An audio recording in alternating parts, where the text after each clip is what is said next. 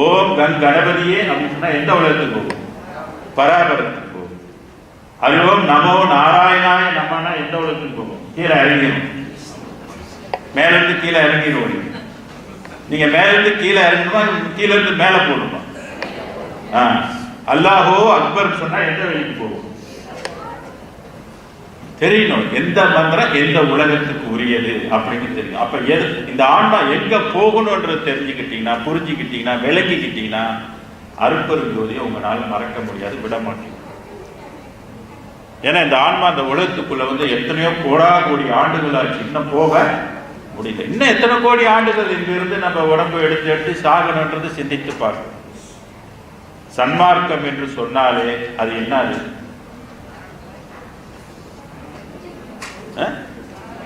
சாகா வரத்தை தருவது, சாகாமல் சாகா கல்வி. சன்மார்க்கம் என்ன போதிக்குதுன்னா சாகா கல்வி, பரவர வரைக்கும் சாகர கல்வி. என்னன்னா அது லேட்டா சாவாங்க, இங்க நம்ம கொஞ்சம் ஷார்ட்டா சாவோம், அவ்வளவு. ஆனா இறப்பு அது கண்டிப்பா எல்லா இடத்துலயும் உண்டு. அதை ஒரு பெருமன் ஒரு பாடல்ல பதிவு செய்திருக்கிறார். மற்றறிவோம் என சிறிது தாழ்ந்திருக்கிறானால், சிறிது தாழ்ந்திருக்கிறான். அவ்வளோ நம்ம அக்யூட்டா இருக்கணுமா, வெளிப்பா இருக்கணுமா, எதை பிடிச்சி நம்ம ஏறணும்னு அது தெரிந்திருக்கணும். மற்ற அறிவோம் என சிறிது தாழ்ந்திருக்கிறானால் மரணம் எனும் பெரும்பாவி வந்திடுமோ அந்தோ சற்றும் இதை உம்மால் தடுக்க முடியாது. சற்றும் இதை நிச்சயம் நம்மளால இது தடுக்க முடியாது. யாரு தடுக்க முடியும்னு அடுத்த வரைக்கும் சொல்றாரு. சமரச சன்மார்க்க சங்கத்தவர் அல்லார் எற்றி நின்று தடுக்க வல்லோர் எவ்வுலகில் எவரும் இல்லை கண்டு. எவ்வுலகில் எவரும் இல்லை கண்டீர்கள். எவ்வுலகம் சொன்னாக்க பராபரை உலகம் அடைந்து போச்சு. நமக்கு நால்வர் சைவ சித்தாந்தத்துல நால்வர் சொன்னாங்க. மானும் இறப்பான், பிரம்மனும் இறப்பான், ருத்ரனும் இறப்பான், எல்லாம் இறப்பான். 10வது பராபர நிலையில இருந்த சிவவாக்கியர் சொன்னார். மூல மந்திரம் என்பது போய், மூவரும் போய், ஐவரும் போய், ஞானம் என்று வாழ்வதும் போய், 4 வேதம் ஆனதும் போய், காலறிந்து காலை நோக்கி மேலுலகம் சென்றதற்கு வேறு தெய்வம் இல்லை. பராபரை போயிட்டு வேறு தெய்வம் இல்லைன்னு இவர் முடிச்சுக்கிட்டாரு. இப்படிதான் எல்லா சித்த வள்ளலார் இல்லை, அதுக்கு மேல உள்ளதான் தெய்வம். அதனால சிற்றவைகள் விளங்குகின்ற தெய்வம் அதே தெய்வம். அது என்ன சிவம்? சைவ சித்தாந்த சிவமா? இல்ல. சில பேர் என்ன சிவம் சொன்னதுனால எல்லாம் ஒண்ணுதாங்க அப்படின்னு மேலோட்டமா பார்க்கிறாங்க. ஆழ்ந்து பார்க்கணும். வள்ளல் பெருமான் சொல்லுகின்றார், சதுர்மர வேக ஆகமங்கள் எல்லாம் தேடியும் கண்டறியா சிவமே என்று. யாரும் காணல அந்த சிவமை. அதுக்கு வள்ளல் பெருமான் சூட்டுகின்ற பெயர் சுத்த சிவம். அந்த சிவத்தை விட மேலாகும். அதை விட இன்னொரு விஷயத்தையும் சொல்றாரு. இந்த சுத்த சிவம் சொல்லக்கூடிய அருட்பெரும் ஜோதியினுடைய அருள் ஒரு மனிதனுக்குள்ள இயங்குச்சுனாக்க எல்லா வெளிகள், முதல்ல எந்த வெளி? அஞ்ஞான வெளின்னு சொல்லக்கூடிய 6 கோடி மாயா சக்தி கரைஞ்சி போயிடுங்க. எல்லாம் நீராக அப்படியே பொழிந்து கண்ணுல இருந்து நீராக வரும். சித்தாந்தத்தை சொல்லுவாங்க, காதலாகி கசிந்து கண்ணீர் மல்கி ஓதுவாத்தம்மை நன்னெறி குறிப்பது வேதம் 4 மெய்ப்பொருள் ஆகும். பாருங்க, 4 வேதத்தினுடைய மெய்ப்பொருள் என்னன்னு கேட்டீங்கன்னா நமச்சிவாய். அதோட எல்லை அவ்வளவுதான். சிவத்தோட எல்லை அவ்வளவுதான். அது நமச்சிவாயத்துக்கு ஒரு சிவம் இருக்குது, இல்லைன்னு சொல்லல. அது என்ன செய்யணும்னாக்கா எல்லாத்தையும் கரைத்து கொண்டு போய் அந்த சிவம் என்றதோட நின்றுடும். ஆனா அருட்பெரும் ஜோதி காரியப்பட்டா அந்த சிவமும் கரைத்து கொள்ளும்.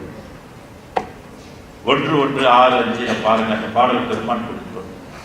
மௌன வெளியிலும் பராபரத்துறையும் பராபரம் அங்குதான், அதுதான் நித்தியம் என்று நினைத்தால் அதுவும் பெருவெளியில் கலந்து கரைவது போச்சு.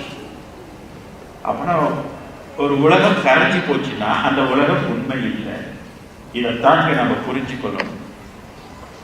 இது எப்படி எப்படி ஏன் இப்படி சொன்னாரு அப்படி சொன்னாரு எல்லாம் போட்டு நம்ம குழப்பிட்டு இருக்க கூடாது. அடுத்த தலைமுறைக்கெல்லாம் ஃப்ரெஷ்ஷான இன்ஃபர்மேஷன் உடனே கொடுத்துடணும். அதாவது எல்லா ஸ்பேஸையும் கரைக்கின்ற ஒரு தன்மை அருட்பெரும் ஜோதி அருளுக்கு மட்டுமே உண்டு. அந்த பராபரை வெளி கடந்தாதான் நீங்க நித்திய வெளி, நித்திய உலகத்துக்கு, நித்திய வாழ்வுக்கு போக. அந்த இடம் தான் மரணமில்லா பெருவாழ்வு. அப்ப அது நமக்குள்ள காரியப்படணும்னா நம்ம என்ன செய்யணும்? அருட்பெரும் ஜோதியை வணங்கணும்.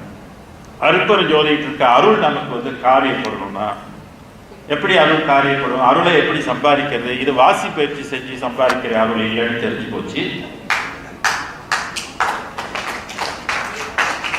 அந்த இடத்துக்கு போனாலும் இனி நித்திய உலகம் இல்லை. அது மட்டும் இல்லை, இன்னொன்னு தெரிஞ்சுக்கணும், இனிமேல அங்க போறதுக்குரிய காலமும் இல்லை. உங்களுக்கு முடிஞ்சு போச்சு. ஜலம் குத்தம் அந்த இடத்துக்கு போக முடியாது. ஏன்னா ஆட்சி என்ன ஆயிடுச்சு? ஆட்சி மாறி போச்சு. தன் கையில் பிடித்த தன்னருள் சாட்சியை என் கையில் தந்த என் தனி தந்தையை கொண்ட. இன்னைக்கு விண்வெளிகள் எல்லாம் ஆட்சி செய்யறது யாரு? சன்மார்க்கத்தை யாரு நடத்துகின்றனர்? சித்தர்களை நடத்திட்டு இருக்காங்க? இல்ல, பெரும்பாலும் நடத்தி கொண்டிருக்கா. நானே சன்மார்க்கம் நடத்துகின்றேன். ஒளி உலகத்துக்கு யார் வரணும்? நான் தான் முடிவு செய்யணும். நான் தான் உங்களுக்கு ஒளி உடம்பு கொடுத்தாகணும். வேற ஆள் இனி வேற தெய்வங்கள் எதுவுமே உங்களுக்கு கொடுக்க முடியாது. ஏன்னா அவங்களுக்கு எல்லாம் ரிட்டையர்மெண்ட் கொடுத்துட்டாரு அருட்பெரும் ஜோதி. நீ இவ்வளவு நாள் நடத்தினது போதும், இனி நான் நடத்துற இந்த உலகத்துல பாரு. இனி என் உலகத்துக்கு எல்லாரும் வரணும். யாரெல்லாம் வரணும்? பாரிடம் வானிடம் மற்றும் இடம் பற்றிய சித்தர்கள் முத்தர்கள் முற்றும். முற்றும்னா என்ன அர்த்தம்? எல்லாரும் பாரிடம். பாரிடம்னா நம்பர்னா எல்லாரும் இல்லை, சன்மார்க்கத்துக்குள்ள சன்மார்க்கர் பிராண்டை எடுத்துக்கொண்டவங்க, அருட்பெரும் ஜோதியை ஏற்றுக்கொண்டவங்க. அப்ப பாரிடம் வானிடம் விண்வெளியில் இருக்கக்கூடிய சித்தர்கள் முத்தர்கள் எல்லாரும், ஞானிகள் ரிஷிகள் எல்லாரும் சேரிடமாம் இருவார் என்ற. எங்க போய் எல்லாரும் சேரணுமா? பெருவெளிக்கு போகணும். இதுதாங்க வள்ளலார் இந்த உலகத்துக்கு வந்ததோடைய நோக்கம் என்னன்னா, பூமியிலே கடந்து சாகாதீங்க, சாகாம வாழ்றதுக்கு ஒரு வழி இருக்குது. கடவுள் என்னை அந்த வழிக்கு கொடுத்துட்டான், என்ன அவன் சாட்சியாக வைத்திருக்கிறான், என்ன பாருங்க, நான் எழுதிய நூலை படிங்க, உங்களுக்கு ஒரு வாழ்வு. இதுதான் வாழ்வு. இல்லை, இது முடிவான வாழ்வு கிடையாது. இந்த வாழ்வுல இருந்து தான் நீங்க இன்னொரு விண்ணுலகத்துக்கு நீங்க போயிடணும். செத்து போயிட்டா சடங்கை நம்பிக்கிட்டு இருக்காதீங்க. சடங்கால இந்த ஆன்மா போகாது. திருப்தியை வேணா பட்டுக்கலாம். நல்லா தேங்காய் உடைஞ்சது, நல்லா நவதானியம் உழைச்சிது, விளங்குங்களா? மழை தூரடிச்சு, தூக்கும் போது மழை தூரடிச்சு, இப்படி சொல்லியே நம்ம வந்து ஏமாந்து போய்கிட்டு இருக்கிறோம். அதனால வள்ளலார் சொன்னாரு, இந்த நம்பிக்கையெல்லாம் வேணாம், மூடத்தனமா இருக்காதீங்க. ஆன்மா எப்படி போகுது என்பதை சாஃப்ட்வேர் சிஸ்டத்தை புரிஞ்சு கொள்ளுங்க. நானே அந்த சாஃப்ட்வேரா இருக்கிறேன் அப்படின்னு வள்ளலார் சொல்றாரு. அந்த நடம் இப்ப நானாகவே இருக்கிறேன். நான் உனக்குள்ள வந்து பொருந்தினாக்க நான் உன்னை கூட்டிட்டு வந்துடுவேன் என்னோட உலகத்துக்கு, நீ கவலைப்பட வேண்டாம். அதனால அவர் என்ன சொல்றாரு, இந்த சமயத்தில் இருக்கிற சன்மார்க்கிகள், மதங்களை பிடித்திருக்கின்ற சன்மார்க்கிகள், அவங்களெல்லாம் காலை பிடிச்சி ஒரு கெஞ்சினாரு. சன்மார்க்க சங்கத்தில் சிற்றடியே உமது தாழ் வணங்கி சாட்டுகின்றேன், தயவுனோடு கேட்கிறேன். என் மார்க்கத்தை நீ உமக்குள் ஒருவன் என கொள்வீர்கள். என்னை நீ உன்னுடைய மார்க்கத்தில் ஒருவனாக நீ வைத்துக் கொள். எல்லாம் வல்ல நமது இறைவனையே தொழுவீர்கள். நீ எல்லாத்தையும் தொழுன்னு சொல்லல, எல்லாம் வல்ல நமது இறைவனையே தொழு. இன்னைக்கு இஸ்லாம் மதம் சொல்லுதா எல்லாத்தையும் நீ கூப்பிடு, எம்பாதம் சம்மதம் ஏதாவது சொல்லுதா? எல்லாமே போய் அல்லாஹ் ஒருவனை தவிர்த்துன்னு சொல்லு, இல்லைங்களா? சைவ சிம்மா என்ன சிவனோடு இருக்கும் தெய்வம் தேடினும் இல்லை. அப்ப அதை விட சிறந்தது இல்லைன்னு சொல்லுது. அப்ப அருட்பெரும் ஜோதி ஆண்டவனை எல்லாத்தையும் கூப்பிடுன்னு சொல்லுவாங்க. பொய் பிடித்தார் எல்லாரும் புறத்திருக்க, நான் போய் மெய் பிடித்தேன், அவர் என் கை பிடித்தார், நான் அவர் கால் பிடித்தேன். விளக்குக சன்மார்க்கம் என்று அவர்களுக்கு வந்து ஆசை தந்தார். இன்னைக்கு உலகத்துல சன்மார்க்கத்தை சமயவாதிகள்லாம் வளர்க்கிறது கிடையாது. சன்மார்க்கத்துக்கு சில பேருக்கு அந்த சிப்ஸ் வேலை செய்யும், அவங்கதான் இதை விளக்க முடியும். நான் ஒரு காலத்துல எத்தனையோ 17-18 வருஷமாக சைவ சித்தாந்தத்தில் அவ்வளவு பிடிப்பு கொண்டு இருந்தேன். அதுதான் முடிவுன்னு இருந்தேன். கடைசியில் இன்னைக்கு வந்து நான் அதை பேச முடியாத ஆளாகிட்டேன். பேசுவது அர்த்தம் இல்லைன்னு புரிஞ்சுக்கிட்டேன். பேச வேண்டியது சன்மார்க்கம்னு புரிஞ்சுக்கிட்டேன். இந்த ஆன்மா போய் அடைய வேண்டிய இடம் எந்த இடம்னு நான் புரிந்து கொண்டேன்.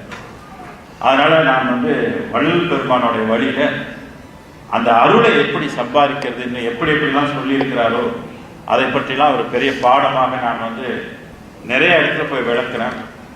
அது நிறைய பேர் புரிஞ்சு கொள்றாங்க. ஏன்னா எல்லாம் கவி நடையாக இருக்குது. விளக்கம் சொல்லும் போது சன்மார்க்கத்தை வந்து அடையிறாங்களோ இல்லையோ, ஆனால் அதை பிடித்து கொண்டார்கள். அந்த நம்பிக்கை வந்து ஊட்டப்பட்டுள்ளது. இந்த நம்பிக்கை வந்து ஊட்டப்பட்டால் நான் அவங்களை ஆக்க முடியாது. கைவிடுமா? கைவிடாது. கைவிட மாட்டான் என்று ஊது ஊது சங்கே அப்படின்னு சொல்லுவார். அப்போ இறைவன் கைவிட மாட்டான். அருட்பெரு ஜோதி ஆண்டவர் எல்லா உயிர்களையும் அது கொண்டாந்து சேர்க்க வேண்டிய பொறுப்பை வந்து பெரும் பொறுப்பை அது வந்து கொண்டு இருக்கின்ற வள்ளல் பெருமான் பதிவு செய்யணும். அதனாலதான் நாங்களாம் என்ன கேட்டுக்கொள்கின்றோம்னாக்க, சமய மதங்கள்ல வந்து லட்சியம் வைக்க வேண்டும். சமய மதம் எங்களுக்கு சண்டைக்கோ கோபத்துக்கோ உரிய